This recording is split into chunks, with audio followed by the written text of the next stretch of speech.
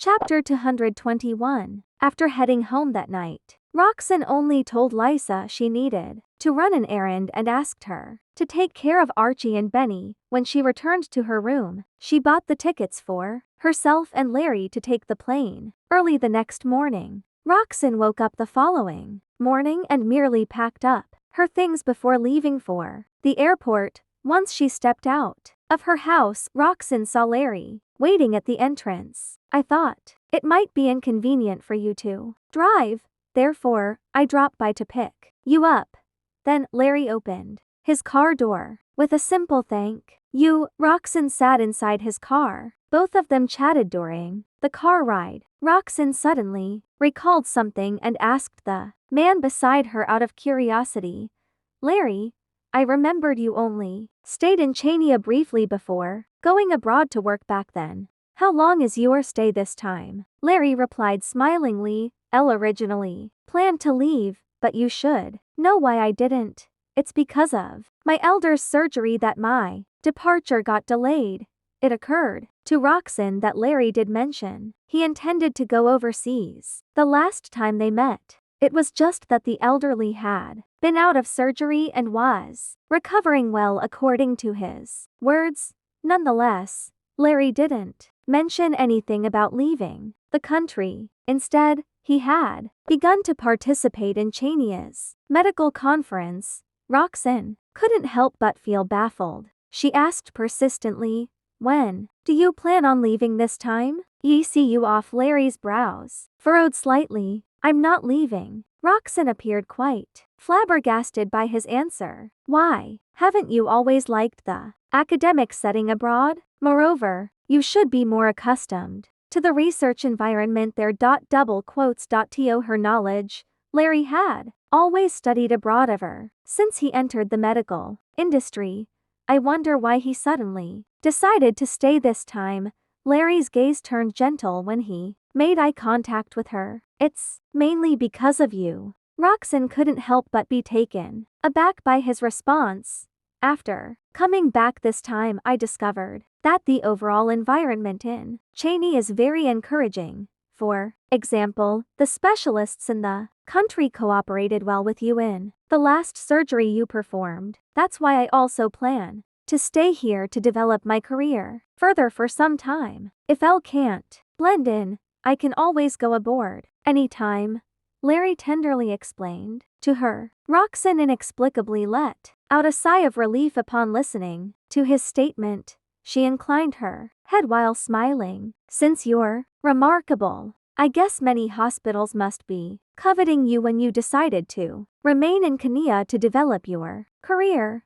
Although Larry is young, he's already well known globally. Having him around is equivalent to having a renowned figure.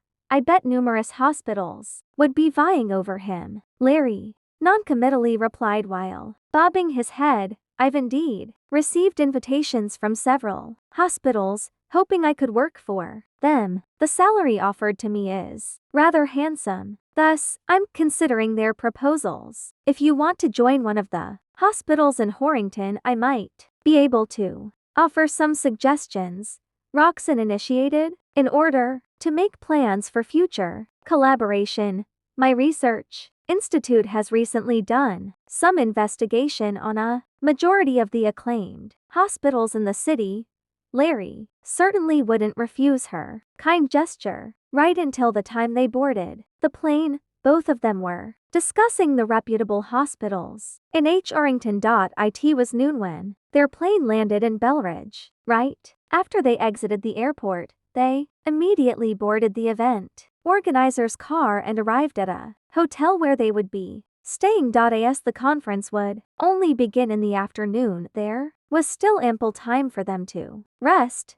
After Roxanne returned to the country with Larry, they basically stayed in Horrington the entire time. Seeing that it was a rare opportunity for them to come to Bellridge, she seized the chance to do shopping nearby the event venue since it wasn't time for lunch. After lunch, they returned to their respective hotel rooms to get ready for the conference in the afternoon. Chapter 222. The conference officially began in the afternoon. Roxanne and Larry had arrived at the venue half an hour earlier. As Roxanne observed the people entering the venue, she could not help but grow increasingly apprehensive. Just as Larry had told her, the people who attended the event were all prominent figures in the medical field. Although she had never seen them in person, she had seen their pictures on multiple media sources reporting on medical issues. Larry brought her over to greet them. "You're Janet?" The minute one of the seniors realized that Roxanne was Janet, a look of doubt crept up his face. A woman? More so, this young Janet had always maintained a mysterious appearance. Everyone only knew that she was Harvey's disciple. They did not expect that she was such a young female. As they stared at her, they could not help but doubt her. Roxanne could clearly see the suspicion in his eyes. However, as she had already been used to these sorts of gazes, she smiled nonchalantly and greeted him politely. Standing by the side, Larry turned to the man and smiled. "Don't be fooled by her youthful appearance. Even I am no match for her in certain aspects." Double quotes. As the man listened to Larry, his suspicions increased even more. He observed them with a weird look in his eyes and then smiled. "Since you brought her here, we'll take your word for it." Anyone could guess what he was thinking of by his reaction alone. Larry furrowed his brows and was about to say something when Roxanne interrupted. "Since everyone here is a prominent figure in the medical field, I trust that they will be able to make accurate judgments based on medical practice. Whether I am Janet, or whether Janet can live up to her reputation or not, everyone can make their own deduction after the conference. Since these people are doubting me, I shall make sure to put on a good show later." Larry was slightly taken aback. Shortly after, he nodded and said, "You're right. I didn't think it through." The both of them then went back to take their seats. Soon, the conference started. It began with the leaders of Kenya proposing a topic, and everyone would have the chance to speak according to their seating arrangement. When it was Roxanne's turn, everyone paid utmost attention to her. Roxanne stood up graciously and smiled at the crowd before stating her thoughts in a clear and concise manner. As the crowd listened to her, the suspicion in their eyes was soon replaced with admiration. Roxanne's expression remained unchanged as she voiced her thoughts. Once she was done, she bowed to the crowd and sat back down. In a second, everyone started applauding. The leader, who had proposed the topic, looked at her with admiration. From not far away, Roxanne again bowed slightly, as a sign of courtesy. After a while, the conference officially ended. True to Roxanne's word, everyone present saw her in a different light. Every ounce of their previous skepticism had dissolved into nothingness. Roxanne, too, learned a lot from this conference. Although the leaders of the medical field were a little arrogant, they had achieved that title with their extensive knowledge. They had shared many different views on the topics discussed, which led Roxanne to think deeply about it. "I'll apologize for offending you earlier, Miss Jarvis," the leader said to Roxanne just as she was about to leave her seat. There was a crowd following him as he came up to her. Roxanne quickly got up and walked over to meet the leader. "You're too polite, Mr. Lynch. I'm still so young. It's natural for the others to be doubtful of me. I've long heard of the famous Janet. Since you are finally able to show up at the conference, you must join us for dinner. It is wonderful to have such a brilliant addition to the medical field in Chania." The look of admiration in his eyes seemed to have increased tenfold. With such an amazing compliment from one of the leaders in the medical field, Roxanne was incredibly stunned. She did not dare to decline his offer and thus smiled as she accepted it. Chapter 223. In Harrington, Lucian sent Estella to kindergarten earlier than usual the next morning after the unpleasant conversation with Roxanne the previous day. When he arrived at the kindergarten, there were only a few parents around the area. However, Roxanne was nowhere to be found. Estella obviously wanted to see her. She held on tightly to Lucian's hand, refusing to go into the kindergarten. Lucian frowned at her stubbornness. Even so, he could only stand outside the kindergarten together with her. It was after a long time that Archie and Benny showed up. This time, however, Roxanne was not the one who came with them. When Lucian noticed that, his eyebrows furrowed even more. As he walked up to Lisa while holding Estella's hand, "Where's Miss Jarvis? Doesn't she usually drop Archie and Benny off at school?" Ever since they parted ways at the hospital, Lisa had never met Lucian again. She did not know that Roxanne and Lucian had got into an argument. Therefore, with the thought of them still having a good relationship with each other, Lisa smiled and answered, "Ms. Jarvis has work today, so I came to drop them off." Lucian's gaze darkened as he heard that. What a coincidence. We just met yesterday, and she has work today. Is she trying to avoid me? As Estella did not get to see Roxanne, she was a little dejected. She tugged in Lucian's finger as she looked at him in worry.